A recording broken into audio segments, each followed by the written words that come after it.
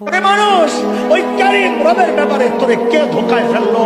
যে চোখ দিয়ে তুই সিনেমা দেখতেছস, আরে ওই চোখ তো তোর ওই নায়ক নায়িকা দেয় নাই, আমি আল্লাহ দিছি। আল্লাহ যে কান দিয়ে তুই গান শুনতেছস, ওই কান তো তোর গায়ক গায়িকা দেয় নাই, আরে আমি আল্লাহ দিছি। আল্লাহ যে আজকে ওদের পিছনে ছুইটা আমারে ভুইলা গেলি, কেমনে ভুইলা গেলি?